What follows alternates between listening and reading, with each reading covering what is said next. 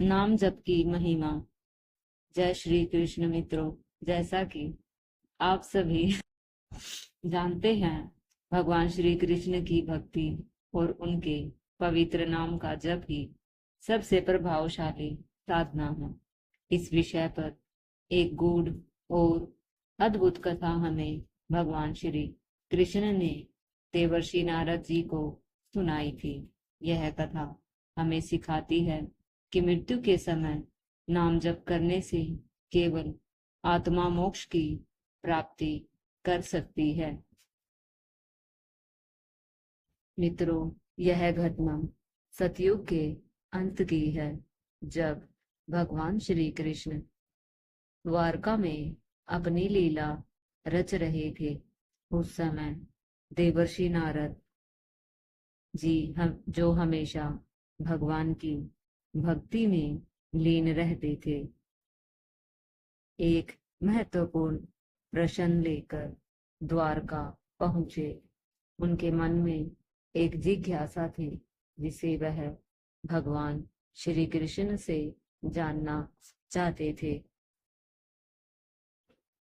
जब नारद जी भगवान श्री कृष्ण के सामने पहुंचे तो भगवान ने उन्हें सादर अभिवादन किया और पूछा, हे ब्रह्मानंदन, द्वारका में आपका स्वागत है। कहिए, आप किस प्रयोजन से यहाँ आए हैं? नारद जी ने सिर झुकाकर भगवान के चरणों में प्रणाम करते हुए कहा, हे प्रभु, मैं कोई विशेष समाचार लेकर नहीं आया हूँ, बल्कि मेरे मन में एक गूढ़ प्रश्न है, जिसका उत्तर मैं आपके द्वारा प्राप्त करना चाहता हूँ। भगवान श्री कृष्ण मुस्कुराते हुए बोले, हे नारद, आप निसंकोच होकर अपना प्रश्न पूछिए। मैं आपका उत्तर देने के लिए उपस्थित हूँ। नारद जी ने अपने प्रश्न को स्पष्ट करते हुए कहा, हे प्रभु, मेरा प्रश्न यह है कि क्या मृत्यु के समय भगवान के नाम का जप करने से जीवन को मोक्ष प्राप्त हो सकता है? क्या नाम जप में इतनी बड़ी शक्ति होती है कि वह व्यक्ति के सभी पापों को समाप्त कर सके? यह सुनकर भगवान श्री कृष्ण मुस्कुराए और कहा, हे नारद, आपने जो प्रश्न पूछा है वह समस्त मानवता के कल्याण से जुड़ा हुआ है। इस प्रश्न का उत्तर मैं आपको एक कथा के माध्यम से देता हूँ, जिसे सुनकर आपके मन में उठे सारे प्रश्न दूर हो जाएंगे। कृष्णनाथ एक निर्धन और ईश्वर का भक्त गोवर्धनपुर नामक एक छोटे से गांव में रहता था। उसका जीवन बहुत साधारण था, लेकिन उसका दिल विशाल था। रोज वह भगवान शिव का नाम जपता और अपनी गायों का ध्यान रखता। किसी दिन उसे गांव के बागों से लकड़ियां लाने का काम था और वह जंगल की ओर चल पड़ा। जंगल में एक घना पेड़ देखकर कृष्णनाथ ने अपनी लकड़ियों को एक किनारे रखा और प्यास बुझाने के लिए पानी की तलाश शुरू की। तभी उसकी नजर एक झोपड़ी पर पड़ी, जिसमें एक अंधी लड़की बैठी हुई थी। लड़की का नाम था विष्णु प्रीति। वह जंगल में अकेले रह रही थी और अपनी अंधी आंखों के साथ जीवन जी रही थी। उसकी आंखों में एक गहरी उदासी थी, लेकिन उसकी मुस्कान में कुछ विशेष था। कृष्णनाथ ने पूछा, क्या तुम मुझे पानी दे सकोगी? विष्णु प्रीति ने धीरे से सिर उठाया और कहा, मुझे खेद है, मैं अंधी हूँ और तुम्हारे लिए पानी लाने में असमर्थ हूँ। लेकिन कृष्णनाथ ने कहा, कोई बात नहीं, मैं यहाँ से लौट जाऊंगा।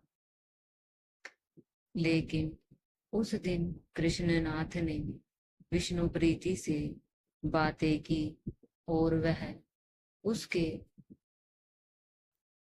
दिल की उदासी समझने लगा। वह जानता था कि विष्णु प्रीति अकेली और बेसहारा है। उसका दिल उसके दुखों में साझा करने के लिए तैयार था।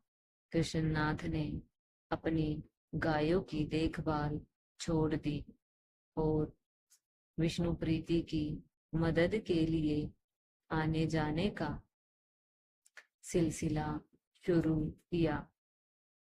कुछ समय बाद कृष्णनाथ और विष्णु प्रीति के बीच गहरी दोस्ती हो गई।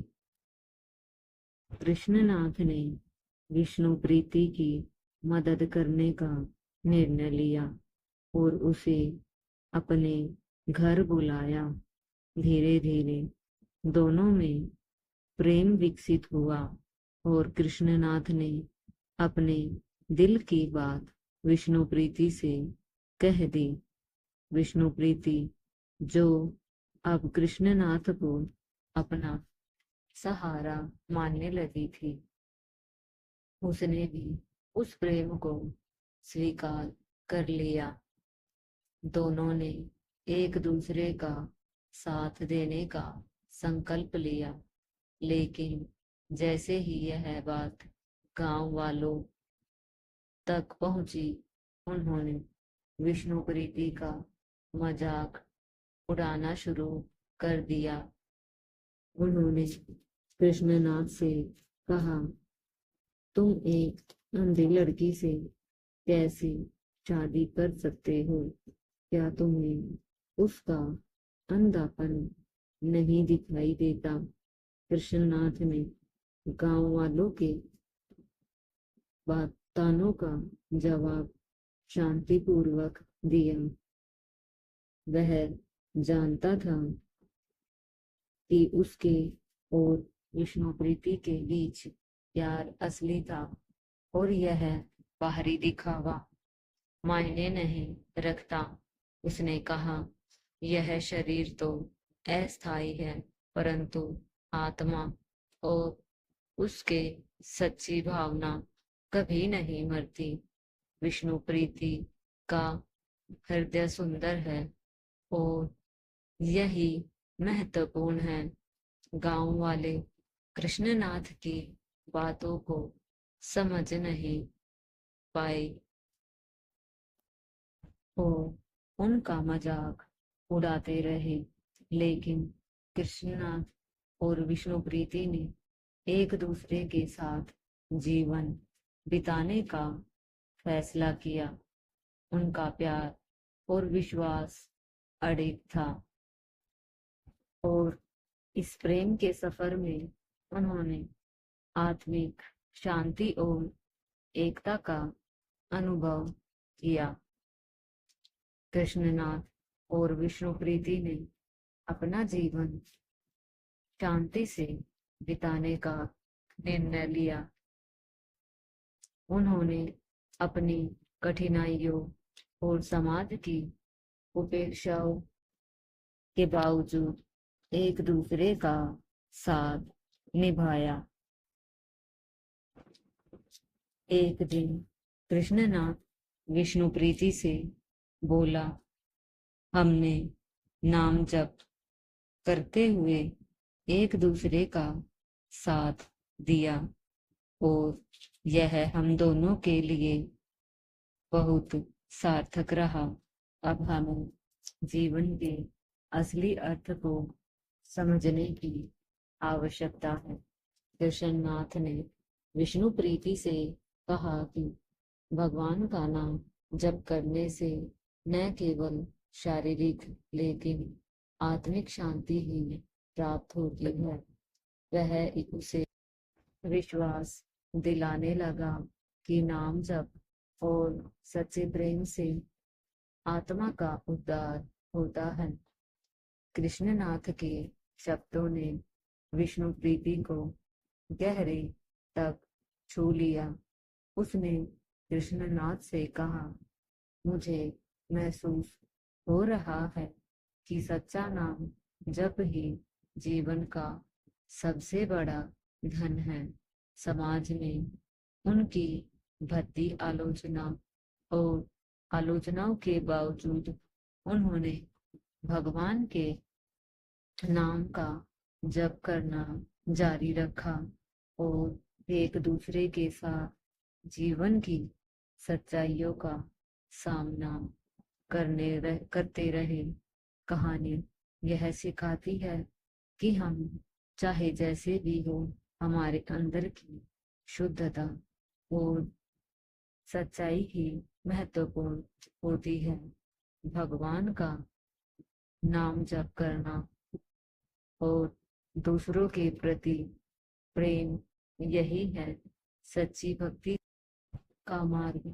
यह कथा हमें सिखाती है कि जीवन की कठिनाइयों और अपमानों के बावजूद अगर हम भगवान के नाम का जप सच्चे मन से करते हैं तो वह हमारी रक्षा करता है।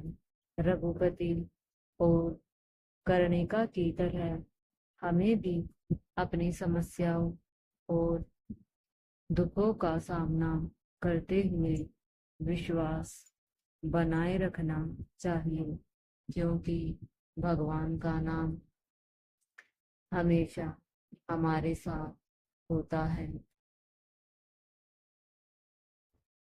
आखिरकार कृष्णनाथ और विष्णु प्रीति की दृढ़ आस्था ने उन्हें शांति और समृद्धि दी। उनकी भक्ति और समर्पण ही उन्हें अंतिम मुक्ति के रास्ते पर ले गए। मित्रों, भगवान के नाम का जप जीवन के हर संघर्ष में हमारे साथ होता है। यह कथा हमें सिखाती है कि सच्चे प्रेम और विश्वास के साथ हम किसी भी मुश्किल को पार कर सकते हैं। तो अब जब भी आप कोई कठिनाई महसूस करें, भगवान का नाम जपने का कभी न भूलें, क्योंकि वही आपकी सबसे बड़ी शक्ति है। यदि आपको यह कथा पसंद आई हो तो कृपया कमेंट बॉक्स में जय श्री कृष्ण, जय भोलेनाथ अवश्य लिखें। प्रिय मित्रों, वीडियो देखने के लिए आप सभी का दिल से धन्यवाद।